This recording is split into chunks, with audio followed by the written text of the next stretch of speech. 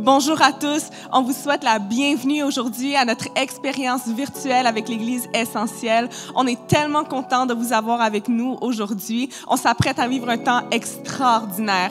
Alors prenez votre pain, votre jus, votre café, votre verre d'eau, appelez vos amis et votre famille, dites-leur de se connecter avec nous. On va avoir un temps incroyable. Maintenant, venez vous joindre à moi pour un temps de louange exceptionnel. Come on guys, let's praise.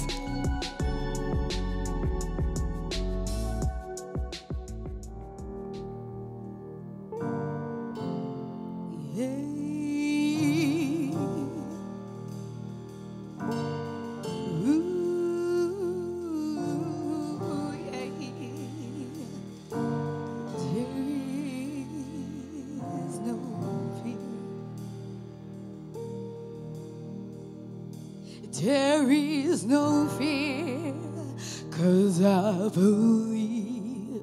There is no doubt, 'cause I have seen your faithfulness. My fortress, over and over. I have a hope found in your name. I have a strength found in your grace, your faithfulness, my fortress, over and over, Lord. Make way to the waters, walk me through the fire, do what you are famous for, what you are famous for. Shut the mouths of lions, bring dry bones to life, and do what you are famous for, what you are famous for. I believe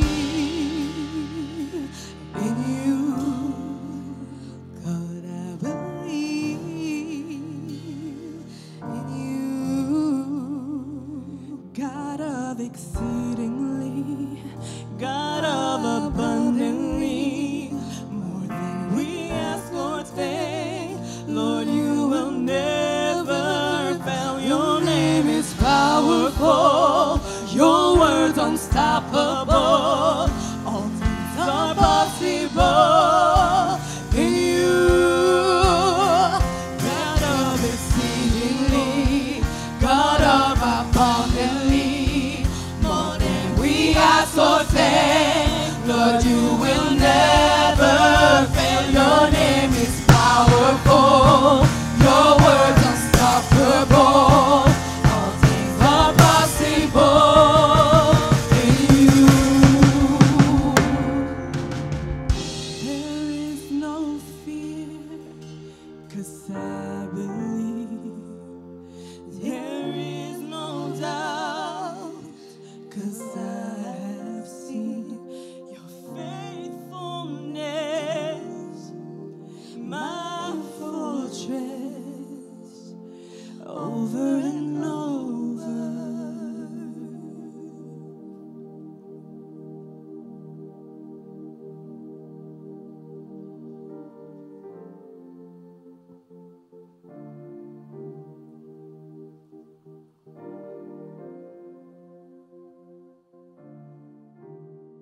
Wow, quel temps de louange extraordinaire on a passé. J'espère que, comme moi, ça vous a ouvert le cœur, ouvert l'esprit pour recevoir ce qui est maintenant la pièce de résistance pour aujourd'hui, le message de notre pasteur Georges Martinez. Comme vous savez, ça va être fire, alors préparez-vous. Let's go!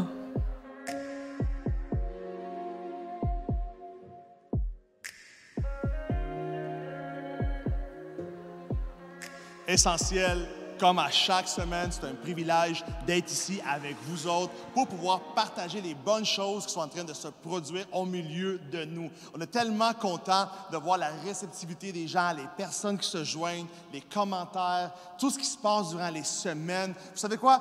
Ce qui se passe ici, c'est une célébration générale.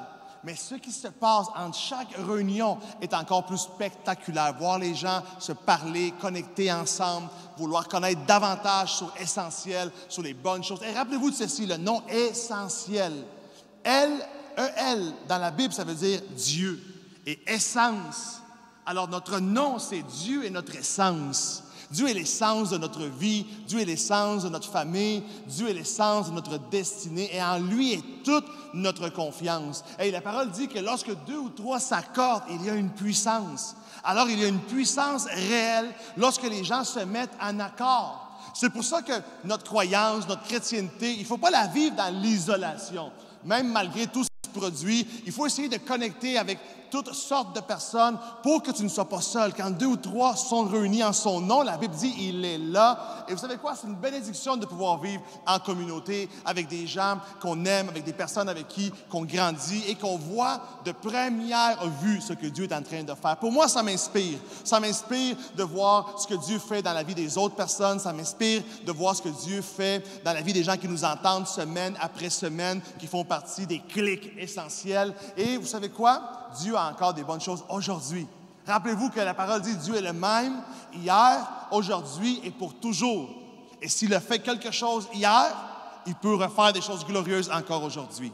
All right? Hey, vous savez quoi? Pour clôturer ce message, pour clôturer cette série où on a parlé que tout est possible. Rappelez-vous, dans le premier message, on a parlé que le monde n'a jamais connu un Dieu comme le nôtre, qui fait des choses glorieuses, qui apparaît et qui fait des choses inattendues, que le monde n'a jamais vu un Dieu comme le nôtre. Et on a parlé de Zara qui a accouché de la femme sunamite, de le peuple d'Israël. Ensuite, dans le deuxième message, on parlait que Dieu a un message glorieux pour toi, que Dieu a une destinée extraordinaire pour ta famille. Pour chaque aspect de ta vie, Dieu a préparé quelque chose de glorieux. Mais que Dieu veut qu'on prospère comme prospère l'état de notre âme. Que la vision de Dieu est une vision d'abondance pour nous, d'amour, de prospérité. Il veut prendre soin de nous. C'est pour ça que la Bible dit, on s'appelle frères et sœurs en Dieu. Dieu voulait avoir une famille. La pensée de Dieu était une famille. Des gens qui allaient s'aimer ensemble, qui allaient grandir ensemble, qui allaient avoir du bon temps et qui allaient construire son royaume, qui allaient amener le royaume de Dieu ici, où des bonnes choses allaient se produire. Et moi, j'aimerais finaliser le message, la série que tout est possible, avec un message aujourd'hui qui est un peu percutant, qui va t'amener dans une autre dimension complètement de ce que ça peut être de vivre pour Dieu, de pouvoir voir des choses glorieuses dans ta vie et comment prospérer, comment aller de gloire en gloire et de victoire en victoire. Et je vous invite à ne pas manquer, la semaine prochaine, mon épouse va partager un message incroyable. On va partir le mois de février en feu pour vous autres. J'ai hâte de l'entendre. Et vous savez quoi? C'est un rendez-vous pour vous tous. All right? Si tu as hâte de l'entendre, tu peux juste écrire Amen. Come on, Laura. We can't wait. Ça va être quelque chose de glorieux. Guys, 1 Chronique 4 dit, vous savez quoi? Lorsqu'on lit 1 Chronique 4, ici, on parle d'un homme où l'extérieur de cet homme, sa vie extérieure, tout va mal. Tout va mal dans son extérieur. Les circonstances sont négatives, les situations sont contraires, les tempêtes sont trop fortes, les épreuves sont difficiles à supporter, mais à l'intérieur de lui, tout va impeccable. À l'intérieur de lui, tout va super bien. Et parce qu'à l'intérieur va bien, il finit par sortir de lui et transformer toutes ces épreuves grâce à Dieu en des bénédictions. Parce que son intérieur va bien, parce que son âme est en paix avec Dieu, parce que son esprit est connecté, parce que son cœur est droit devant Dieu. Il finit par voir la bénédiction de Dieu. Vous savez quoi? Je peux comprendre que 1 Chronique 4 est un des chapitres les plus décourageants de la Bible. D'ailleurs, le livre des Chroniques tout entier est un des livres les plus décourageants de la Bible parce que c'est difficile à lire. C'est rempli de plein de noms, c'est rempli de plein de noms de famille, d'arbres généalogiques. Et vous savez quoi? Seulement dans les 9 premiers chapitres, il y a plus de 600 noms mentionnés. Mais au milieu de ces 600 noms-là, au milieu de tout ça, une personne, un homme, attire l'attention de Dieu. Et Dieu s'arrête sur sa prière. Dieu s'arrête sur cet homme-là et il fait ressortir de la masse. Le nom de cet homme, c'est Jabès. À chaque minute de la journée, Peu importe le continent dans lequel on est, des millions de personnes s'adressent à Dieu. Des centaines de personnes partout, à cet instant même, sont en train de prier Dieu. Mais moi, je me demande, quelle est la prière qui attire l'attention de Dieu? Quelle est la prière qui fait en sorte que l'attention de Dieu est capturée?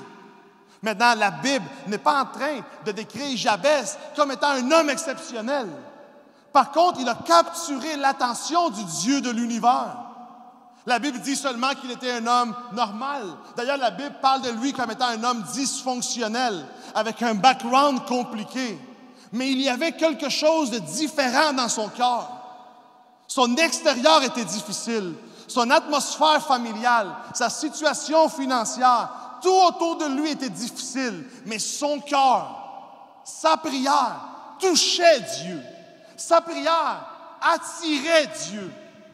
Et ça fait en sorte que toute sa vie a été changée. Vous savez, aujourd'hui, j'aimerais inspirer votre vie. Comment faire une prière qui attire l'attention de Dieu? Quelle est la prière qui capture Dieu et qui fait en sorte que Dieu se met à agir dans notre vie et que tout devient possible? Regardez ce que ça dit. Le verset 9 de 1 Chronique 4 dit « Et Jabès était un homme plus honoré que ses frères.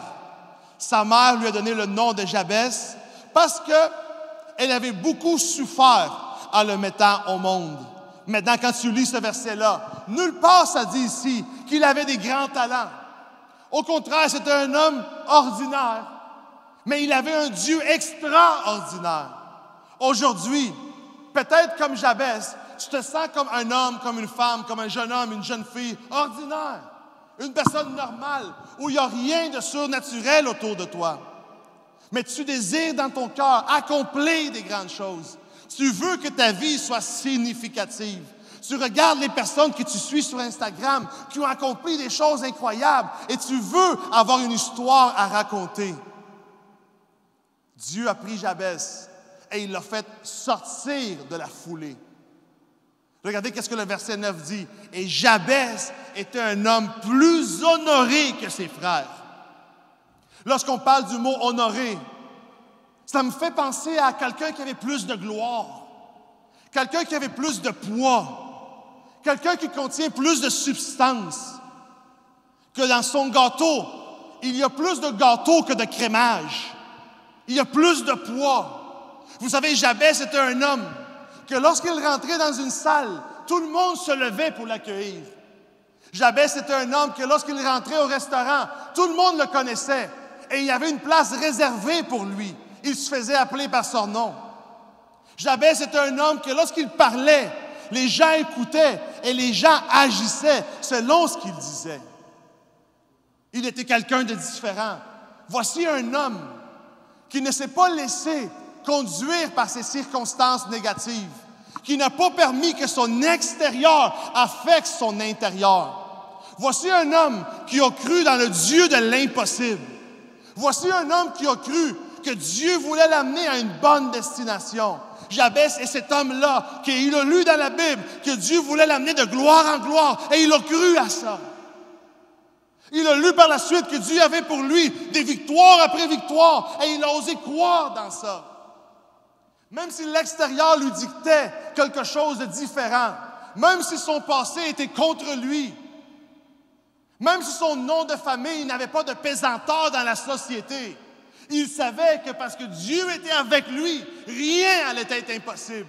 Et il allait recevoir des bénédictions inattendues, il allait recevoir des prières incroyables, il allait recevoir une réponse au désir de son cœur, parce que Dieu allait agir. Comment ça? Comment ça se fait qu'au milieu de 600 noms, il attire l'attention de Dieu? Regardez qu'est-ce que la Bible dit au verset 10. « Et Jabès invoqua le Dieu d'Israël. » La première chose que je veux ressortir ici, d'une prière qui attire Dieu, d'une prière qui capture l'attention du ciel, est qu'il s'adresse à Dieu. Combien de fois on ne vit pas des situations et Dieu est malheureusement notre dernière option? Combien de fois on ne prend pas des décisions en espérant que Dieu soit avec nous, au lieu de nous assurer que Dieu est avec nous? Si on consulterait Dieu plus, on aurait besoin de moins de miracles. Jabez a compris ce principe et il a invoqué Dieu. J'aime que ça dit, il a invoqué le Dieu d'Israël. Ça veut dire qu'il connaissait l'histoire. Il savait à qui il était en train de s'adresser. Il savait qu'il avait des promesses glorieuses. Il savait qu'il n'avait pas un Dieu mort, mais il avait un Dieu vivant. Et que s'il était capable de mettre la main sur ce Dieu vivant-là, s'il était capable d'attirer son attention, sa vie allait changer. Il avait une faim de recevoir quelque chose de Dieu. Et il pensait sans cesse. Le matin, il ne partait pas ses journées random. Il ne se fiait pas sur la bonne chance. Mais il s'accordait en prière. Et il disait, Seigneur, je ne veux pas sortir de chez moi si tu n'es pas avec moi. Si je n'ai pas ton approbation, aide-moi aujourd'hui. Ouvre-moi des portes. Que quelque chose de spécial se produise. Et il invoquait Dieu. Et la parole dit, invoque-moi et je vais me manifester. Dieu dit, parle-moi et je vais répondre. Demande-moi et je vais donner. Je trouve spécial les personnes qui n'aiment pas la prière. Les gens qui n'aiment pas la prière, ce sont des gens qui ne voient pas des miracles dans leur vie. Parce que Dieu est un gentleman. Dieu ne va pas s'imposer dans votre existence. La prière lui donne la permission de rentrer dans votre vie et de faire quelque chose de bon avec puissance. Le verset 10 dit, Jabez invoqua le Dieu d'Israël en disant ceci. Regardez la prière osée. Si tu me bénis en grandissant mon territoire, et si ta main est avec moi, si tu me préserves du malheur et de toute peine. Et ensuite ça dit, et Dieu lui accorda ce qu'il avait demandé. Vous savez pourquoi ça a attiré l'attention de Dieu? Parce que c'était une prière intelligente. C'était une prière qui amenait Dieu vers lui. Il disait, Seigneur, si tu me bénis en agrandissant mon territoire, et si ta main est avec moi, et si tu me préserves du malheur et de toute peine, et la prière n'est même pas mentionnée jusqu'à la fin. Parce que ce qui attire notre attention, c'est la fin du verset. Quand ça dit « Et Dieu accorda ce qu'il avait demandé ». La première chose, il a invoqué Dieu. La deuxième chose, il avait une insatisfaction à l'intérieur de lui qui était saine. Une insatisfaction saine. Il était capable de voir à l'intérieur les promesses, mais il voyait la détresse à l'extérieur. Et il a osé impliquer Dieu dans sa détresse. Il a osé impliquer Dieu dans son malaise, dans ses circonstances, dans ses tempêtes, dans ses complications. Il a dit, Seigneur, si tu me bénis en agrandissant mon territoire et si ta main est avec moi et tu me préserves du mal. La Bible dit, vous ne recevez pas parce que vous ne demandez pas. Vous savez pourquoi cet homme-là a attiré l'attention de Dieu? Parce qu'il a parlé à Dieu. Dans 1 Chronique, seulement 2 prières sont exaucées. Dans tout le livre de 2 Chroniques, Dieu répond seulement 2 prières. Il répond à la prière du roi David et il répond à la prière de Jabez. Pour quelle raison? Parce qu'ils l'ont invoqué. Si tu n'invoques pas Dieu, si tu ne parles pas avec lui, si tu ne lui fais pas connaître tes besoins, rien ne se produit dans ta vie. Jésus a dit, demande-moi et tu recevras. Et votre joie sera complète. Et des bonnes choses vont se produire. Lorsqu'il dit, Seigneur, élargis mon territoire, il fait une prière osée. Une prière osée, il dit, Seigneur, et si tu agrandis mon territoire, qu'est-ce que agrandis mon territoire veut dire? Si tu es un homme d'affaires, tu veux que ton entreprise prospère plus. Tu peux prier, Seigneur, agrandis mon territoire. Donne-moi des plus grands segments de marché. Donne-moi des meilleures opportunités. Hey, permets-moi d'offrir mon service dans une autre région de la province, que je puisse continuer à grandir. Si tu es dans la finance, agrandir mon territoire veut dire, Seigneur, donne-moi des nouveaux clients. Donne-moi, Seigneur, de pouvoir prospérer dans la société. Agrandir le territoire, ça veut dire prendre plus d'espace dans chaque segment de ta vie. Seigneur, je veux prendre plus d'espace avec ma famille. Qu'on soit reconnu dans notre environnement, dans notre atmosphère, comme une famille de bénédiction, une famille d'harmonie, une famille où les enfants écoutent, où les enfants sont bien élevés, où l'homme et la femme sont en harmonie. Si tu es un leader, tu veux que Dieu puisse agrandir ton influence. Si tu as une clique essentielle, tu veux que Dieu te donne plus de personnes et plus d'opportunités pour pouvoir partager le message. Tu veux voir la main de Dieu. Il a dit par la suite, si tu me préserves du malheur. Vous savez quoi, dans cette vie, il y a tellement de choses folles qui peuvent se produire. Des pandémies, des maladies et tout ce qui finit par « i ». Qu'il dit, Seigneur, garde-moi du malheur. Aide-moi à ne jamais tomber dans l'échec. Il dit ensuite, je veux avoir plus de toi. Et la Bible dit que Dieu a quoi? Que Dieu l'a exaucé. La première chose, il a invoqué Dieu. La deuxième chose, il était insatisfait, mais il savait que Dieu pouvait l'aider et que sa vie pouvait changer. La troisième chose et dernière, il voulait représenter plus. Il voulait avoir une meilleure expérience de vie. Il voulait un meilleur bien-être. Vous savez, qu'est-ce que j'aime de lui? C'est qu'il voulait représenter quelque chose de différent. Il ne voulait pas que son passé dicte son futur. Il ne voulait pas que son passé lui dise quelle était sa destinée. Jabès avait un problème. Il avait un handicap, la Bible nous laisse savoir. On ne sait pas quelle sorte d'handicap il avait. Peut-être c'était un handicap physique, peut-être c'était un handicap émotionnel. Mais la seule chose qu'on sait, c'est que le nom Jabès veut dire souffrance. Que le nom Jabès veut dire souffrance. Imagine grandir avec un nom comme ça. Souffrance, viens ici. Souffrance, va là-bas. Souffrance, reviens. Souffrance, va-t'en. Sa mère l'avait appelé souffrance lors de sa naissance. Peut-être que sa mère elle avait vécu une grossesse difficile. Peut-être que l'accouchement a été pire. Peut-être que c'était une grossesse non désirée. Et à cause de sa grossesse, son père a abandonné le foyer. Et ça a causé des problèmes émotionnels dans la famille. Ça a amené la famille à se diviser. Ça a rempli la maison de disputes. Peut-être la famille vivait déjà sous une pression financière. Et lorsqu'il est arrivé, ça compliquait encore les choses. Alors imagine-le grandir avec cette image-là. Jabès était en train de combattre chaque jour de sa vie des pensées négatives. Il était en train de combattre des pensées qui lui disaient « Tu n'étais pas désiré. Tu n'étais pas planifié. Alors il n'y a pas de plan pour toi. Tu n'étais pas aimé. Tu es un accident.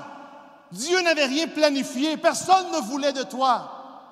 Ils t'ont même appelé souffrance. » Des sentiments de honte, des sentiments de rejet.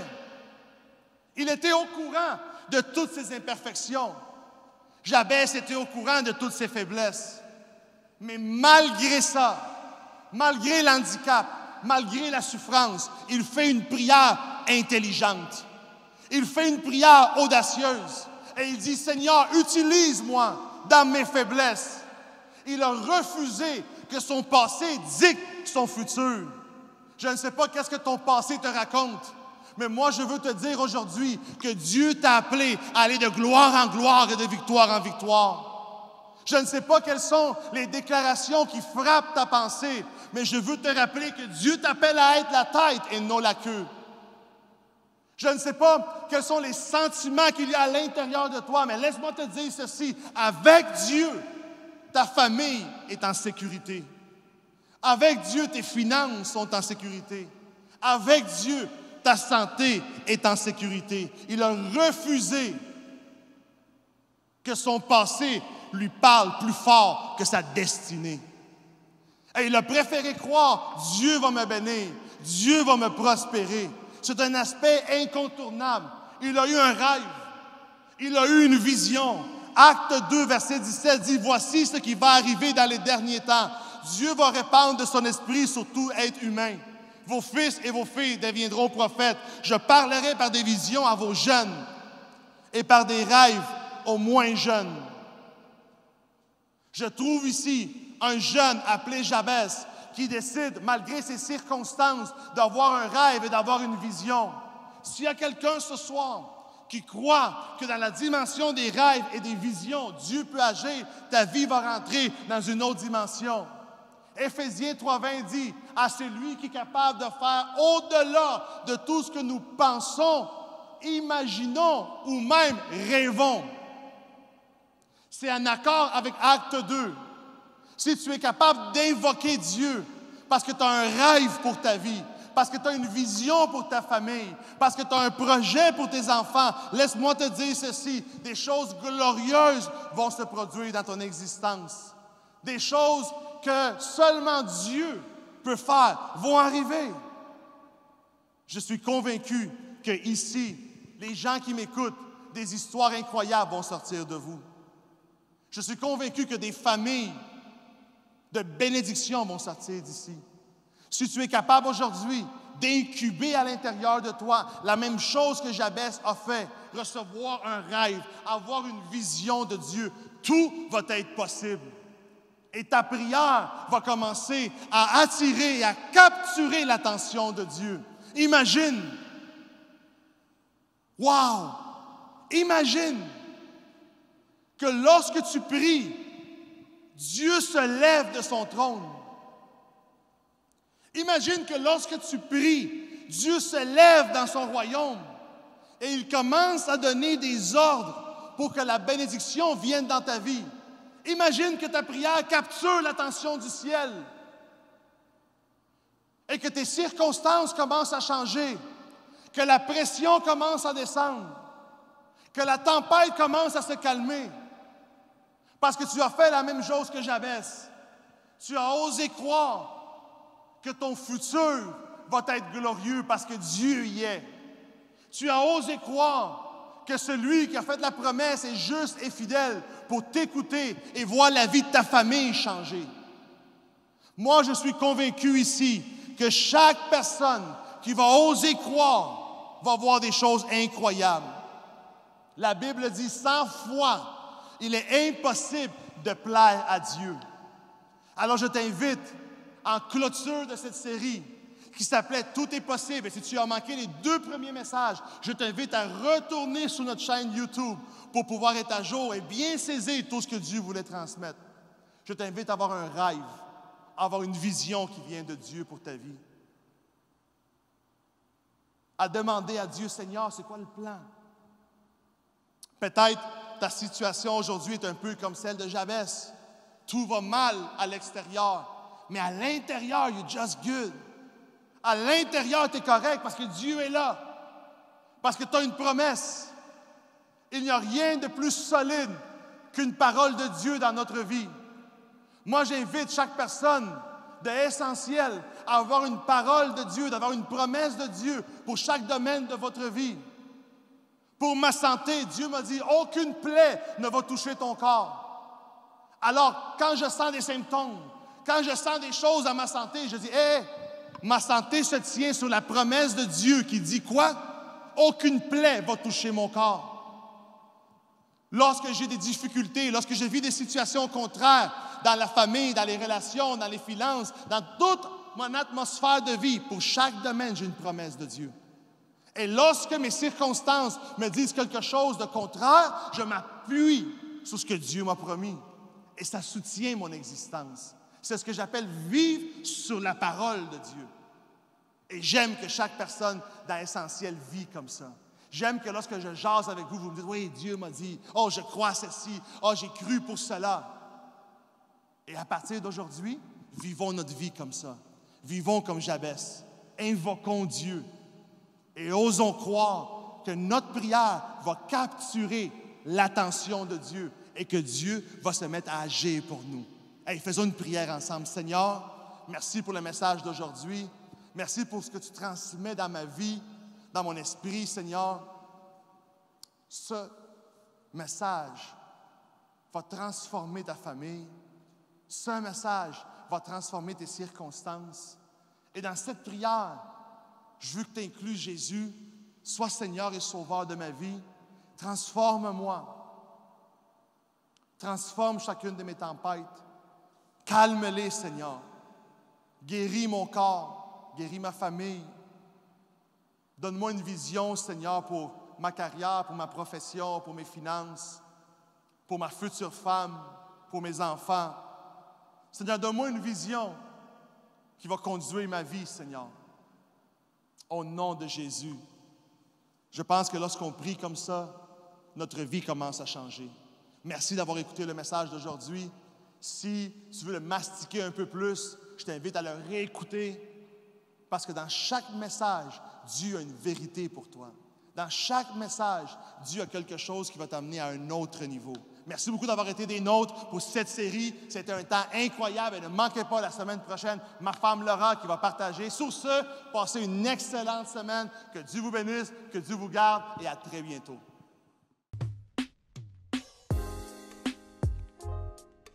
Wow, quel message extraordinaire on vient de recevoir de notre pasteur Georges Martinez. Vous savez, avec lui, c'est toujours du feu. Ça vient toujours éveiller mon esprit. Et si, comme moi, vous avez adoré ça, laissez un commentaire. Dites-nous, c'était quoi votre partie préférée aujourd'hui? Et pour tous ceux aujourd'hui qui ont fait la prière pour la première fois, celle où vous avez accepté Jésus dans votre cœur, envoyez-nous un DM sur Instagram à EssentielMTL pour qu'on puisse connecter avec toi, prier pour toi et t'intégrer à la famille Essentiel MTL. Laisse-moi partager avec toi un verset pour l'offrande aujourd'hui dans Éphésiens 2:10, où la parole dit que tout ce que nous avons et tout ce que nous sommes vient de lui, est par lui, et que par son union avec nous, on peut vivre une vie riche en actions bonnes que lui a déjà préparées pour nous. Alors si tu crois ça aujourd'hui, laisse-moi faire une prière pour toi. Seigneur, je te remercie parce que toi, tu es celui qui nous amène toujours au bon port. Je te remercie pour chaque personne qui a été là aujourd'hui, Seigneur, que tout le monde puisse recevoir exactement ce qu'ils sont venus chercher et qu'en faisant ce pas de foi, Seigneur, ils puissent continuer à s'attacher à ta promesse, que toi, tu vas toujours les amener à la bonne destination, Seigneur, que tout ce qu'ils ont, que tout ce qu'ils auront sera toujours à cause de toi, Seigneur. On te remercie, on te demande de bénir chaque personne qui était là aujourd'hui. Dans le nom de Jésus, Amen. On est extrêmement excités de vous avoir avec nous la semaine prochaine. Ne manquez pas ça, à bientôt.